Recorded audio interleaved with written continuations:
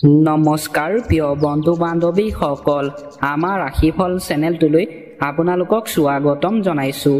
যদি আপুনি মহাদেৱৰ কৃপা বা আশীৰ্বাদ লাভ কৰিব বিচাৰে তেনেহ'লে লাইক, কমেণ্ট, শ্বেয়াৰ, ছাবস্ক্ৰাইব কৰি দিব। আৰু যদি আপোনালোকৰ ঘৰৰ সমস্যাৰ সমাধান লাগে তেনেহ'লে মোৰ চেনেলটো ছাবস্ক্ৰাইব কৰি বেল আইকনটো ক্লিক কৰি দিব। যদি আপুনি ছাবস্ক্ৰাইব কৰে মোৰ ভিডিঅ'সমূহ চাই আপোনালোকৰ সমস্যা বা বিপদৰ পৰা মুক্তি লাভ কৰিব। 100% সঁচা কথা। আজি এই ভিডিঅ'টোত 1000 ভিউৱাৰ্ছৰ ভিতৰত মিনিমাম 500 ছাবস্ক্ৰাইবাৰ টাৰ্গেট। ভিডিঅ'টো চোৱাৰ লগে লগে চেনেলটো ছাবস্ক্ৰাইব কৰি দিয়ক সকলোৱে। কোনো ছাবস্ক্ৰাইব নকৰাকৈ এই চেনেলটোৰ পৰা গুচি নাযাব। মহাদেৱৰ কৃপাত আপুনি ভবামতে আপোনালোকৰ মনৰ আশা মহাদেৱে পূৰণ কৰিব।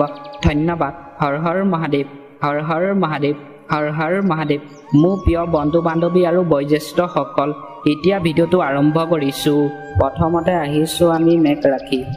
আপোনাৰ শাৰীৰিক সুস্থতা বজাই ৰাখিবৰ বাবে আজিৰ দিনটো আপুনি খেলা ধূলা কৰি কটাই দিব পাৰে। আজিৰ দিনটোত আপুনি আপোনাৰ স্বাস্থ্য ভালে থাকিবলৈ আজিৰ দিনটোত আপোনাক খেলা ধূলা কৰি দিনটো কটাবলৈ কৈছে। সন্তানৰ বাবে অৰ্থ লাভৰ সম্ভাৱনা আছে আৰু লগতে সুখ প্ৰাপ্তিও আছে।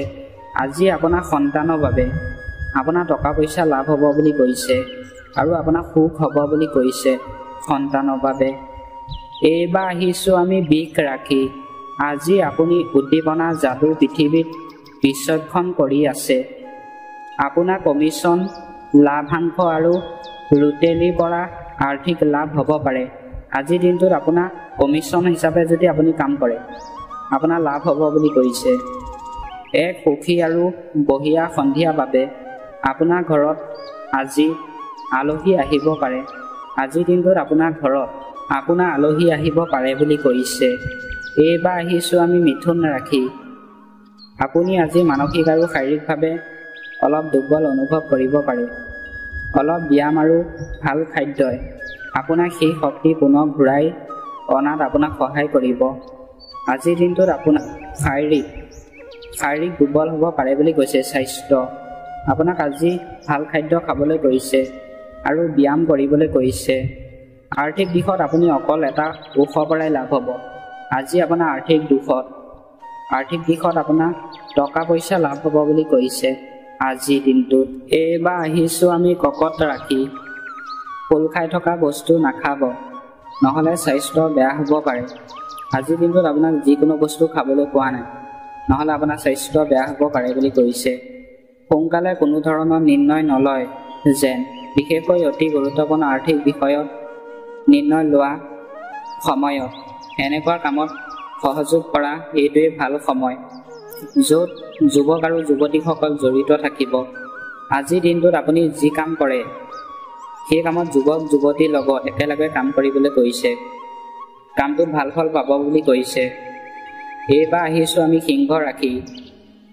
ঘৰুৱা সমস্যা আপোনাক মানসিক অশান্তি দিব পাৰে। আজিৰ দিনটোত আপোনাৰ ঘৰুৱা সমস্যাৰ বাবে আপোনাৰ মানসিক সমস্যা সৃষ্টি হ'ব পাৰে বুলি কৈছে। অকল ভালকৈ ভাবি চিন্তি কৰা নিৱেশৰ ফলত আপুনি লাভান্বিত হ'ব। এই কাৰণে নিজৰ আয় পইচা ভাবি চিন্তি নিৱেশ কৰাহে লাভ আছে। আজিৰ দিনটোত আপোনাক ভাবি চিন্তি কাম কৰিবলৈ কৈছে, তেতিয়া আপোনাৰ টকা পইচা লাভ হ'ব বুলি কৈছে। এইবাৰ আহিছোঁ আমি কন্যা ৰাশি। আপুনি বহুত দিনৰ পৰা চলি থকা বেমাৰৰ পৰা ৰেহাই পাব পাৰে। আপোনাৰ আগৰ পৰা যদি বেমাৰ আজাৰ হৈ আছে সেই বেমাৰ আজাৰৰ পৰা আজি আপুনি কিছু ৰেহাই পাব। ৰিয়েল ইষ্টেট সম্বন্ধী নিৱেশত আপোনাৰ ভালেমান লাভ হ'ব। আজিৰ দিনটো ৰিয়েল ইষ্টেটত আপোনাৰ লাভ হ'ব বুলি কৈছে। সকলোকে আপোনাৰ আয়োজিত পাৰ্টিত নিমন্ত্ৰণ দিয়ক, কাৰণ আপোনাৰ ওচৰত আজি অতিৰিক্ত উৰ্জা আছে যি আপোনাক পাৰ্টি অথবা কাৰ্যক্ৰম আয়োজন কৰাৰ বাবে প্ৰেৰণা দিব। আজিৰ দিনটো আপোনাক সকলোৰে লগত পূজা স্তৰ বজাই ৰাখি কাম কৰিবলৈ কৈছে। তেতিয়া আপোনাৰ অন্য ব্যক্তিয়ে আপোনাক কামক লৈ নতুন প্ৰেৰণা দিব বুলি কৈছে। এইবাৰ আহিছোঁ আমি তুলা ৰাশি। আপোনাৰ হাঁহিমুখীয়া স্বভাৱে অন্যক সুখী কৰিব। আজিৰ দিনটোত আপোনাক হাঁহি ফূৰ্তি মাজেৰে থাকিবলৈ কৈছে। আপুনি সুখী হ'ব বুলি কৈছে। আজি অকল বহি নাথাকি এনেকুৱা কিবা কৰক যি আপোনাৰ আয়ৰ দুগুণ বৃদ্ধি কৰিব পাৰে। আজিৰ দিনটোত আপোনাক বহি থাকিবলৈ কোৱা নাই, এনেকুৱা কাম কৰিবলৈ কৈছে যি কাম কৰিলে আপোনাৰ টকা পইচা লাভ হোৱাৰ সম্ভাৱনা আছে। আপোনাৰ জীৱনসংগী স্বাস্থ্য চিন্তাৰ কাৰণ হৈ উঠিব পাৰে। আজিৰ দিনটোত আপোনাৰ জীৱনসংগী স্বাস্থ্যৰ বাবে আপোনাৰ চিন্তা হ'ব পাৰে বুলি কৈছে। আজিৰ দিনটোত এইবাৰ আহিছোঁ আমি বৃশ্চিক ৰাশি। আপোনাৰ সকলোতকৈ ডাঙৰ সপোন দিঠকত পৰিণত হ'বলৈ গৈ আছে। আজিৰ দিনটোত আপুনি সপোনত যদি কিবা ভাবি আছে, সেই সপোন আপোনাৰ দিঠক হ'ব বুলি কৈছে। কিন্তু আপোনাৰ উৎসাহ নিয়ন্ত্ৰিত কৰি ৰাখক, নহ'লে সমস্যাৰ সৃষ্টি হ'ব পাৰে। আপোনাৰ উৎসাহ আজি নিয়ন্ত্ৰণত ৰাখিবলৈ কৈছে, নহ'লে আপোনাৰ সমস্যাৰ সৃষ্টি হ'ব পাৰে বুলি কৈছে। এইবাৰ আহিছোঁ আমি ধনু ৰাশি। আপোনাৰ বন্ধুসমূহ অতি সমৰ্থন কৰা হ'ব আৰু আপোনাক সদায় সুখী ৰাখিব। আজিৰ দিনটোত আপোনাৰ বন্ধুৱে আপোনাক সমৰ্থন কৰিব আৰু আপোনাক সুখী হ'ব বুলি কৈছে। আজিৰ দিনটোত আপোনাৰ ধন লাভ হোৱা পূৰ্ণ সম্ভাৱনা আছে। অৱশ্যে ইয়াৰ লগতে আপুনি দান পুণ্যও কৰিব লাগিব। আজিৰ দিনটোত আপোনাক ধন লাভ হ'ব বুলি কৈছে আৰু আপোনাক দান পুণ্য কৰিবলৈ কৈছে। এইবাৰ আহিছোঁ আমি মকৰ ৰাশি।